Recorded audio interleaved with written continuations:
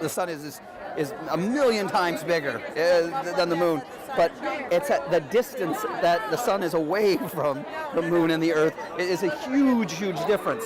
So if you take this very tiny object and have it in front of an object that's massive but far away, it's actually the same relative size. So this blocks out the sun completely, which is an amazing thing, and showing you the distances in the galaxy are just immense. So because we can't look at the sun right now unless it was fully eclipsed, I created this so my students could see the eclipse.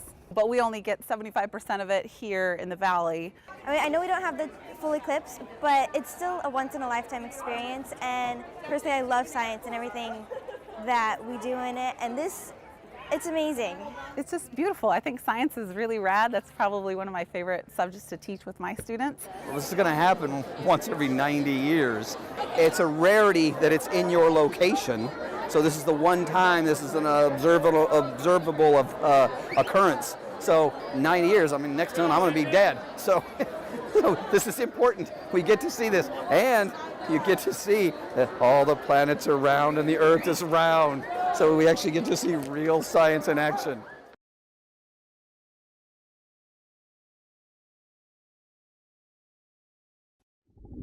The Cheek sisters are closer than most siblings because they all go to Grigori, but their relationship goes even deeper through a shared passion for water polo. We've always been swimmers. We've kind of been little fish. Like our dad just kind of threw us in the pool and was like, swim. We got into water polo my freshman year. After watching Ella, Daly enjoyed it, and then she started, and then same with Avon. After watching Ella and Daly, then she came along and followed in her sister's footsteps, I would say. It's fun to see them play together, and we like the team aspect. It's intense. They can be aggressive in the water and have fun. Water polo for us was our rough housing because it's an intense sport under the water. You don't see a lot of what happens. The Cheeks are different from other siblings who have played together in the past, according to their coach, Ashley Udy. Typically with sisters, you know, they're constantly going at each other, and it's hard to kind of get them to come together.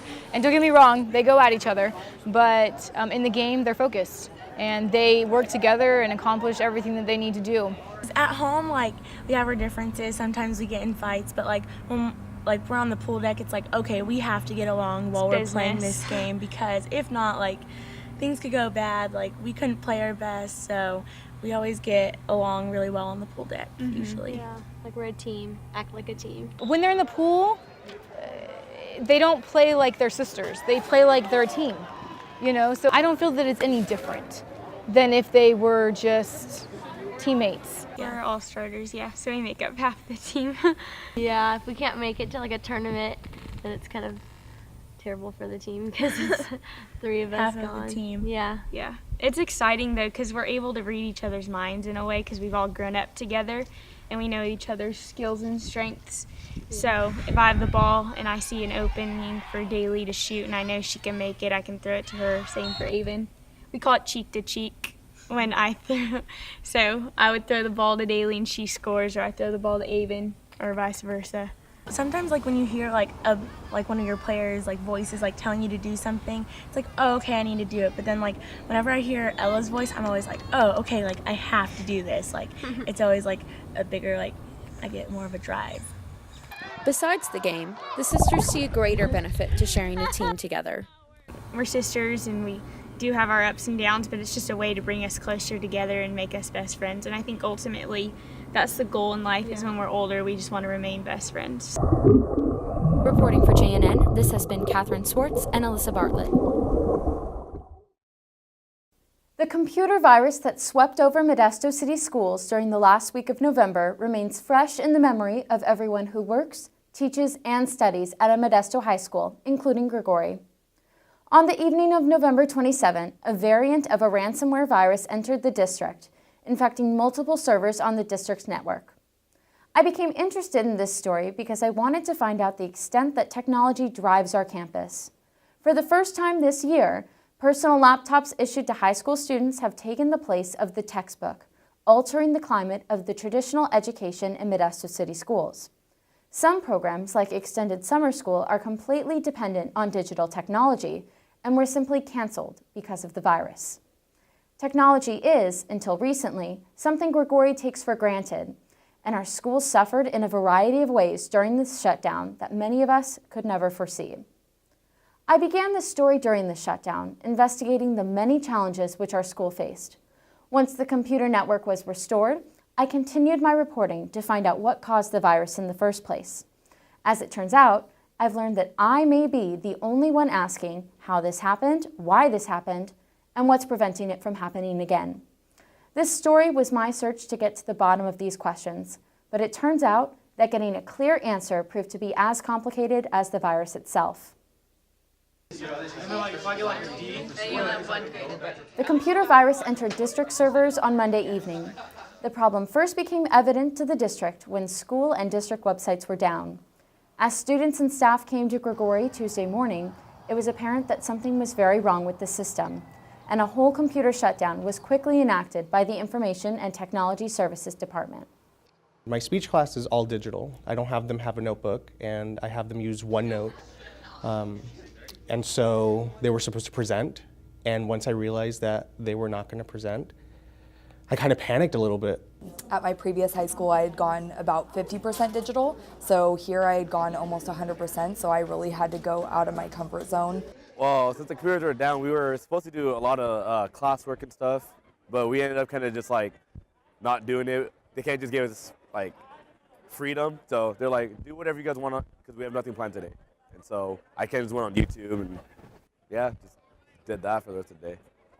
Like I felt like I was just like wasting my time really, and like I couldn't like learn anything, which was just a complete waste really. We tell our students, make sure you have your devices every day. And we've been using them for the whole semester. But then once the network outages, once they take it away, it's frustrating for sure. But this virus did not only affect classroom instruction. Virtually every aspect of our school was slowed down or stopped due to lack of technology. All of my duties that I'm normally taking on right now, is a lot of it's computer related. So me personally is just throwing a whole wrench in things. Well, the computer shutdown last week affected the SBO by basically allowing us to do nothing. Almost everything that we do here runs through the computer. If a whole class was coming in to check out multiple books, we weren't able to do that. We've just been doing small scale checkouts. We made a ledger to record numbers so we can put it in the system when it comes back up. When the computer shutdown happened, that meant also that nutrition services didn't have any access to their computers.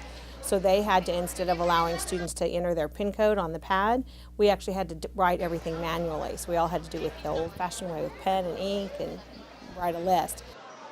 So you can see right here, this is all my attendance right here for the past several days that our computer hasn't been working. So you can see that my work is piling up. As it is right now, we barely get our daily stuff done. So you could imagine that with all the extra paperwork that we have, it's going to be a lot of work for us to catch up.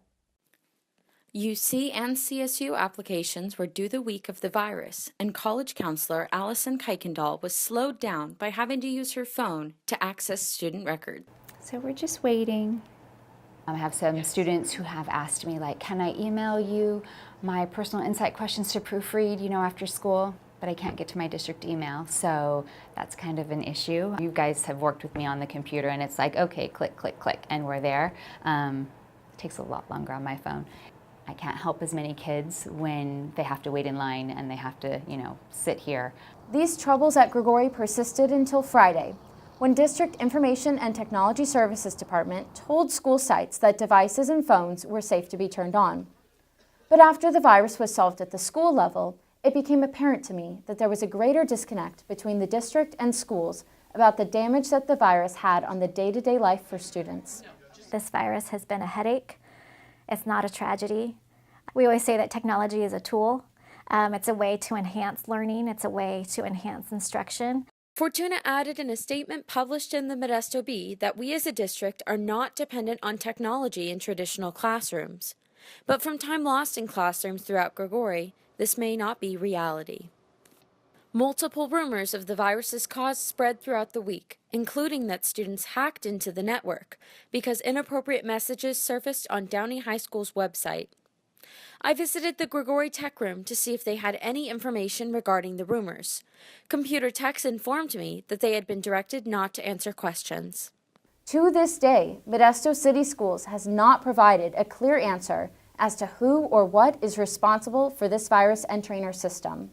So what was the cause of this virus entering the network? We still do not know exactly how it came in.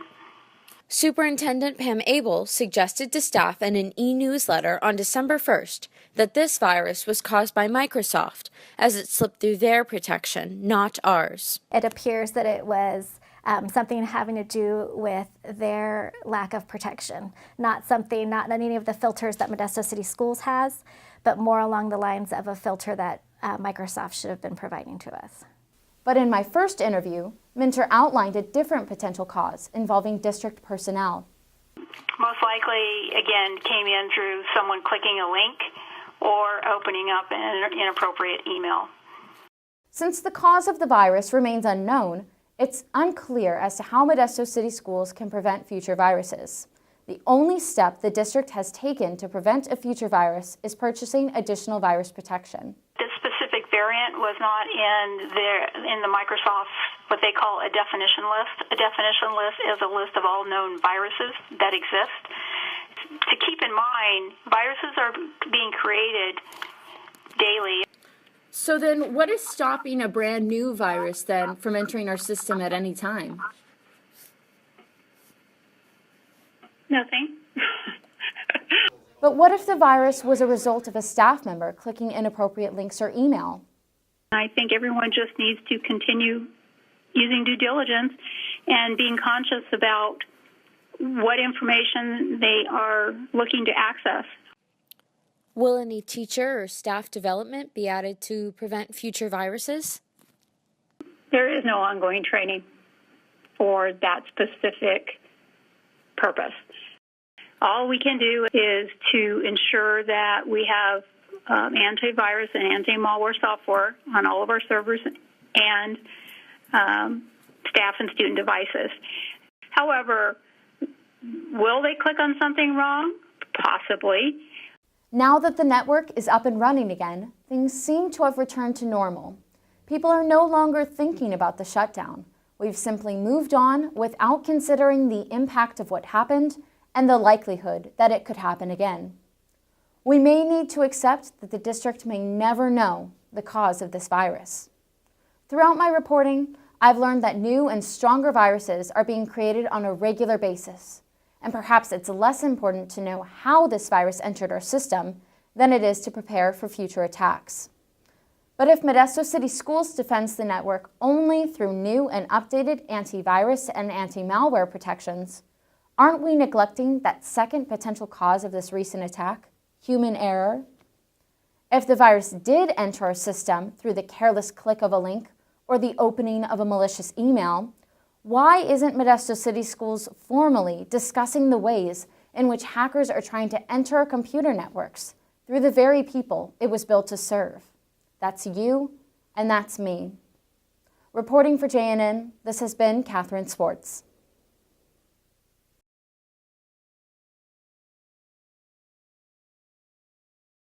Love, not hate makes America great. Love, not hate makes America great. People from all over Stanislaus County came together on January 20 to be a part of the second annual Women's March. The event last year was quickly planned, sparked by marches across the country protesting President Donald Trump's inauguration. This year, the march was back and even stronger, with over 1,200 people of all ages in attendance. California State Senator Kathleen Galgiani also spoke at the event, reaching out to young people who marched. And let's give a hand to all the moms and dads and grandparents who have brought their children and their grandchildren here so that they see firsthand how important it is and the significance of standing here for women. I'm here today to fight for women's rights and just try to get the government and the people who are fighting against us to notice us and represent us more. I think it's important for like high schoolers and younger children to be here because we're going to be the future, and I mean people need to be more aware, especially the younger generations. We're kind of seen as like high schoolers don't care about anything, we only care about ourselves, and we're just like idiots by adults. And so I think that like if we come out here and prove that we care about things and we're standing for it, like our future is going to benefit from it. People came to protest a variety of different issues, which makes this march different from movements in the past. I mean, I go back to civil rights marches. With the free speech movement, with civil rights, and with the anti-war movement, and with the women's movement, they were single items and single causes. However, today what's different is there are so many causes, and so I think it unifies the discontented. While the Women's March is a nonpartisan event, many came with anti-Trump messages or to show support for a candidate in this year's congressional election. The story of 2017, I think, was people coming to grips with that frustration, and the story of this year has to be taking that frustration and using it to actually win elections and get folks out of office who have been deeply misrepresenting us. We do have a voice and we do have a chance to change what's happening for the better for us, for our future, and for future generations. Reporting for JNN, this has been Catherine Swartz.